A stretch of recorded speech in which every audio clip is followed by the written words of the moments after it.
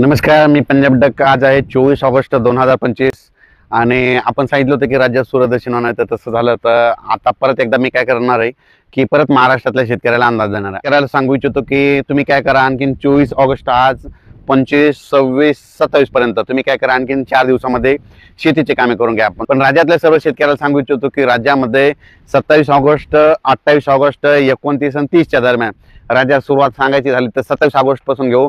27 August मध्ये सांगायचं झालं तर पूर्व विदर्भाकडून पावसाला सुरुवात होणार आहे. म्हणजे तो पाऊस काय होणार आहे, नागपूर, वर्धा, भंडारा, गोंदिया, चंद्रपूर, यवतमाळ, अमरावती, अकोला, बुलढाणा, वाशिम, हिंगोली, नांदेड ह्यापर्यंत काय होणार, 27 तारखेला तिथपर्यंत तो पाऊस सुरुवात होणार आहे. त्याच्यानंतर 27 तारखेला काय होणार, तो पाऊस परत थोडा काही भागात मराठवाड्यामध्ये देखील येणार आहे, म्हणून हा अंदाज लक्षायचा.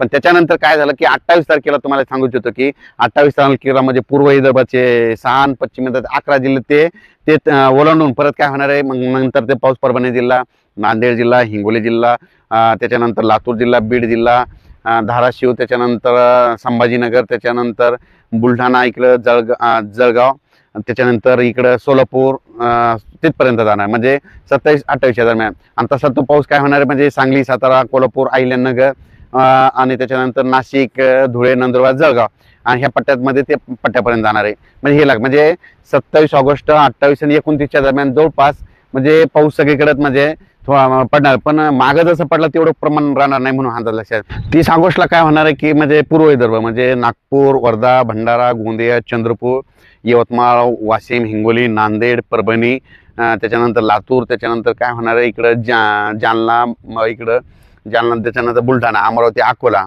म्हणजे ह्या पट्ट्यामध्ये काय होणार आहे 30 आणि 31 तारखेला काय होणार आहे, थोडा 30 तारखेला जरा चांगलाच पाऊस पडणार आहे. सारखा म्हणजे रिमझिम रिमझिम पण जोरात राहणार आहे, हे लक्षात. फक्त पण 27-28 तारखेला तुम्हाला एक सांगू इच्छितो की 27, 28, 29चा पाऊस काय होणार आहे म्हणजे सोलापूर जिल्हा, इकडं लातूर, धाराशिव, इकडं त्याच्यानंतर सांगली, सातारा, सोलापूर, कोल्हापूर, त्याच्यानंतर अहिल्यानगर ह्या भागामध्ये तिकडे जाणार आहे, म्हणून हे लक्षात.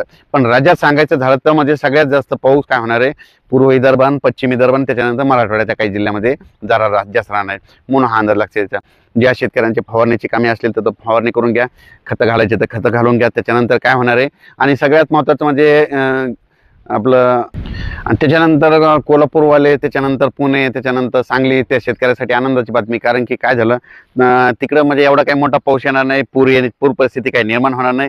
त्याच्यामुळे पुणेकरांनी लातूर, आपलं कोल्हापूर, सांगली, साताराकडल्या शेतकऱ्यांनी काही चिंता करायची गरज नाही. आणि सांगायचं झालं तर म्हणजे महाराष्ट्रामध्ये म्हणजे एवढं काही राहणार, फक्त शेताचं पाणी बाहेर निघणार आहे, थोडंफार वाड्याला पाणी येईल असं राहणार आहे. त्याचा अचानक वातावरणात बदल झाला तर उद्या लगेच एक मेसेज दिला जाईल. धन्यवाद.